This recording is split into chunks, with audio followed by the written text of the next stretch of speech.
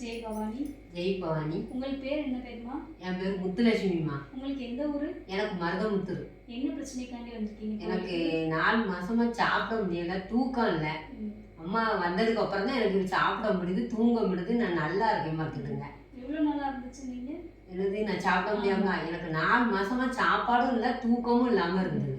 இப்போ அம்மா கிட்ட வந்ததுக்கு அப்புறம் உங்களுக்கு பரவாயில்ல? பரவாயில்ல, நல்லா இருக்கேன் இப்போ. இப்போ நீங்க வந்து 5 வாரம் கிட்ட வந்திருக்கீங்க. ஆமா, நான் 5 வாரம் வந்திருக்கேன். அதிசயம் இந்த மாதிரி அம்மா பண்ணியிருக்கிறாங்க.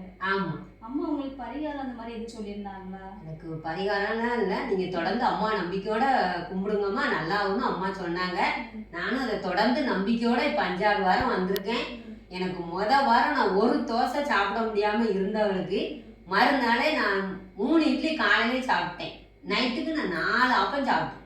எனக்கு அம்மா அந்த ஜெய் பவானி அவங்க அம்மா புண்ணியத்துல நல்லா நான் இருக்கேன் பார்த்துடுங்க. இப்போ இந்த அதிசயம் அம்மா உங்களுக்கு பண்ணியிருக்காங்க. எனக்கு அம்மா பண்ணியிருக்காங்க. வேற அதிசயம் வேற அதிசயம் நேற்று கூட எனக்கு உடம்பு சரியில்லாம ஆயிட்டு, நான் அம்மா இடத்துக்கு நான் எப்படிமா வருவேன், எனக்கு உடம்பு சரியில்லையேன்னு சொன்னேன். என்னம்மா எனக்கு நான் இடத்துக்கு வரணும்னு கிளம்புதேனே, நல்லா இல்லைன்னே. அப்பவும் எனக்கு அம்மா அதிசயம் புரிஞ்சாங்க. நான் சாயந்தரம் போல விளக்கு பொருத்தணும்னு இருக்கும்போது அப்பவும் கூட எனக்கு சோர்வை தான்.